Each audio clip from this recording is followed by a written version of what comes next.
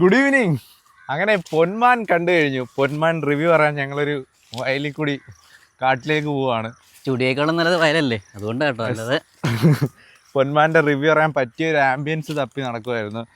Yes, അങ്ങനെ കൊല്ലംകാർക്കെല്ലാം ഭയങ്കര special ആയിട്ടുള്ളൊരു പടമായിരിക്കും പൊന്മാൻ എന്ന് പറഞ്ഞത്. കാരണം എന്താണ്? ഈ പൊന്ന് അല്ല, ഇവിടെ നിന്ന് പറയാൻ വേറൊരു കാരണങ്ങളുണ്ട്. സാധാരണ ഈ ഒരു ആംബിയൻസ് ഉണ്ട് സിനിമയ്ക്കും അല്ലേ കംപ്ലീറ്റ് ആയിട്ട്. യെസ്, നമ്മൾ ഇതുവരെ കാണാത്ത കൊല്ലം അധികം സിനിമകളിൽ അങ്ങനെ എക്സ്പ്ലോർ ചെയ്യപ്പെടാത്ത ഒരു സംഭവമാണ്. കാരണം സൂര്യനടി ഈ കുമ്പളങ്ങിയൊക്കെ പോലെ ആ ഒരു വൈബ്. കുമ്പളങ്ങി കണ്ടപ്പോൾ നമുക്കൊരു ഫ്രഷ്നെസ് ഉണ്ടായിരുന്നല്ലോ. കാരണം അവിടുത്തെ അവരുടെ ഒരു ലൈഫും എന്തായിരുന്നടാ.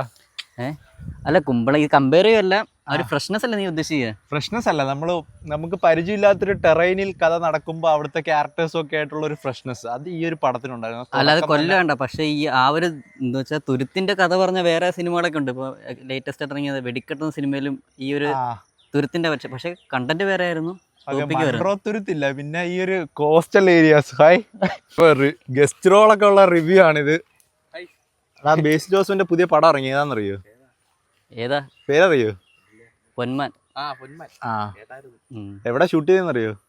കൊല്ലത്ത് മൺട്രോ തുരുത്തിലും കടലിന്റെ അടുത്തൊക്കെ. അത് കാണണം കേട്ടോ. അപ്പൊ അതിന്റെ റിവ്യൂ ആണ് ഇപ്പൊ ഇവിടെ നടന്നുകൊണ്ടിരിക്കുന്നത്. ശരി, ഓക്കെ. സാധാരണ ഞങ്ങളെല്ലാ സിനിമയൊന്നും കാണാറില്ല. കാണുന്നുണ്ടെങ്കിൽ ആളില്ലാത്ത 10 പേര് തികയാത്ത സിനിമകളും അല്ലെങ്കിൽ അത്രയ്ക്ക് ഹൈപ്പുള്ള സിനിമകൾ ചാൻസ് കിട്ടിയാൽ മാത്രം കാണുന്നതാണ്. ഈ സിനിമ കാണാനുള്ള കാരണം എന്താ?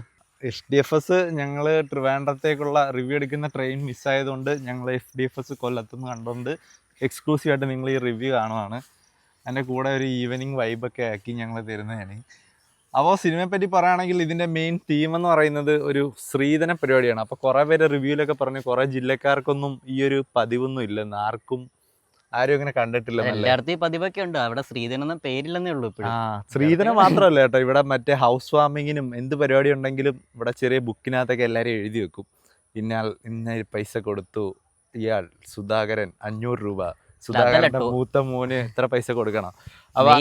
അതല്ല, പക്ഷെ അത് ചെറിയ ടോപ്പിക് എന്ന് പറയുന്നേ ഉള്ളൂ. അങ്ങനത്തെ ഒരു പരിപാടിയാണ് ഇതിന്റെ മെയിൻ തീം. അപ്പം അത് കഴിഞ്ഞിട്ട് ഇതിന് മെയിൻ എടുത്തു പറയാനുള്ള ഇതിന്റെ ക്യാരക്ടേഴ്സ് ആണ്. ഈ ക്യാരക്ടേഴ്സിനെല്ലാം ഭയങ്കര കുറെ ലേയേഴ്സ് ഉള്ള കുറെ ലേയേഴ്സ് ഉള്ള ക്യാരക്ടേഴ്സ് ആണ് കേട്ടോ. അത് പറയാനായിട്ട് നമുക്ക് ഇച്ചിരി ഉൾക്കാട്ടിലോട്ട് പോവാം. കാരണം എന്ന് വെച്ചാല് നമ്മൾ വെറുതെ സ്ക്രീനിൽ കാണുന്ന ക്യാരക്ടേഴ്സ് അല്ല ഇവർക്ക് എല്ലാവർക്കും ഭയങ്കര ഇമോഷണലി ഭയങ്കര ഇതൊക്കെ ഉണ്ട്. അതിൽ എടുത്തു പറയേണ്ടത് ആദ്യം അവന്റെ ക്യാരക്ടറിലെ ബ്രൂണോ എന്ന് പറഞ്ഞൊരു ക്യാരക്ടർ ഉണ്ട്. കോക്കൊക്കെ ഇങ്ങനെ ആയിരിക്കും പറയാൻ പോകുന്നത്.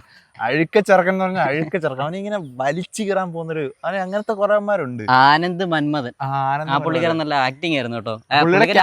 ക്യാരക്ടറിനെ പറഞ്ഞത് ഒറിജിനലല്ലേ, ക്യാരക്ടറിനെ പറഞ്ഞത് എന്തൊരു അവനെ സ്ക്രീനിൽ വന്ന് നിൽക്കുമ്പോൾ തന്നെ ആ ഒരു നെഗറ്റിവിറ്റി ഫീൽ, അങ്ങനത്തെ ഒരു ക്യാരക്ടർ.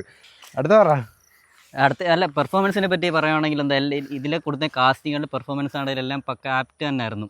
എന്ന് വെച്ചാൽ ലിജിമോൾ ആണെങ്കിലും ആരാണെങ്കിലും, പക്ഷെ അവർക്കത്തെ മേക്കപ്പ് ആണെങ്കിലും ഇപ്പോൾ സജിൻ ഗോപുവിൻ്റെ മേക്കപ്പ് നമ്മൾ ഇപ്പം കൊല്ലത്ത് ഒരു റാൻഡം ഒരാളെ കാണത്തില്ലേ, ലൈക്ക് അതേപോലെ തന്നെ. ലൈക്ക് എൻ്റെ റിലേറ്റീവ്സ് മൺട്രോത്തുരുത്തുണ്ട്, അതേപോലെ അവിടെ പോകുമ്പോൾ അവിടുത്തെ ആൾക്കാരെ കാണുമ്പോൾ അങ്ങനെ തോന്നത്തില്ലേ, എന്തൊരു അങ്ങനെ ഉണ്ട്. ഭയങ്കര അതായത് പറഞ്ഞത് ഒരു ഭയങ്കര റോ ആയിട്ട് എല്ലാവരെയും കാണിച്ചിട്ടുണ്ട് ഈ പടം. നല്ല അപ്പോൾ നമ്മുടെ കൊല്ലത്തിൻ്റെ ഒരു കടപ്പുറം ഏരിയ, ഒരു കോസ്റ്റൽ ഏരിയയിലുള്ള ഒരു ഫാമിലിയാണ് ഫസ്റ്റ് ഈ ലിജിമോളും ബ്രൂണോയും, അവരുടെ ഒരു ക്യാരക്ടേഴ്സ്. അപ്പോൾ അവരുടെ കല്യാണത്തിന് സ്ത്രീധനം കൊടുക്കാനായിട്ട് ഈ ഒരു സ്വർണത്തിൻ്റെ ആവശ്യം വരുമ്പോഴാണ് നമ്മുടെ ബേസിലിൻ്റെ ക്യാരക്ടർ എത്തുന്നത്. പൊന്മാൻ പേര് പോലെ തന്നെ ഗോൾഡുമായിട്ട് വരുന്നൊരു ക്യാരക്ടറാണ് പുള്ളിയുടെ. അപ്പോൾ അവിടെ നിന്നാണ് സിനിമയുടെ ആ ഒരു ഗ്രാഫ് അങ്ങോട്ട് വരുന്നത്. ബേസിൽ വന്നു കഴിഞ്ഞാൽ തന്നെ അറിയാലോ, ബേസിലുള്ളൊരിതാണ് എത്ര സീരിയസ് ക്യാരക്ടർ കൊടുത്താലും അതിനകത്തൊരു ആ ഒരു ഫൺ സാധനം കൊണ്ടുവരുന്നുണ്ട്, പുള്ളികളേതായിട്ടുള്ള ഒരു സാധനം. ഓഡിയൻസിനെ അറ്റാച്ച്ഡ് ആക്കുക ക്യാരക്ടറുമായിട്ട്. അത്രയും നേരം ഇവർ പെർഫോം ചെയ്യുന്ന ബേസിൽ വന്നപ്പോഴേ പടത്തിന്റെ ഗ്രാഫ് അങ്ങോട്ട് ഉയരുവാണ്. പറയാനുള്ളത് ഈ ലിജിമോളുടെയും ബ്രൂണോടെയും അവരുടെ ഫാമിലിയുടെ ഒക്കെ ക്യാരക്ടർ അത് കണ്ടപ്പോൾ ഞാൻ ഫസ്റ്റ് ഹാഫ് ഇങ്ങനെ പേടിച്ചായിരുന്നത്. ഇവന്മാർ ഒന്നാമതേ കൊല്ലംകാർക്കെല്ലാം ചീത്തപ്പേരാണ് ഇവന്മാരെല്ലാം കൂടി. ഇനി ഈ ക്യാരക്ടർ ഇങ്ങനെ ആണെങ്കിൽ എല്ലാണോ കണ്ടിട്ട് ഈ സിനിമയും കൂടി കണ്ട് കൊല്ലംകാരെ നാറ്റിക്കല്ലോ എന്ന് കരുതിയിരുന്നതാണ്. പക്ഷെ സെക്കൻഡ് ഹാഫ് അങ്ങനെയൊന്നും അല്ല പോയത്. അപ്പോൾ അങ്ങനത്തെ ഉള്ളൊരു ക്യാരക്ടറാണ്.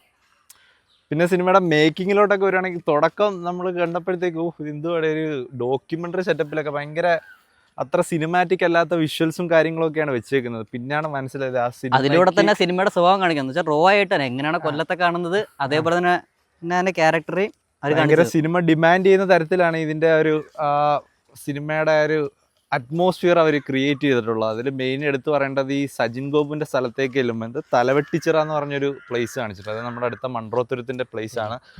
അപ്പം അവിടെ ഭയങ്കര ബ്യൂട്ടിഫുൾ ആയിട്ട് ആ ഒരു സ്ഥലത്തിനെ വെച്ചിട്ട് ഇവർ, എന്നാലും സ്ഥലത്തിൻ്റെ ബ്യൂട്ടി കാണിക്കാൻ വേണ്ടി എടുത്തില്ല, പക്ഷേ എങ്ങനെയാണ് എന്താ സ്ഥലത്തിൻ്റെ പേരെന്തായിരുന്നു?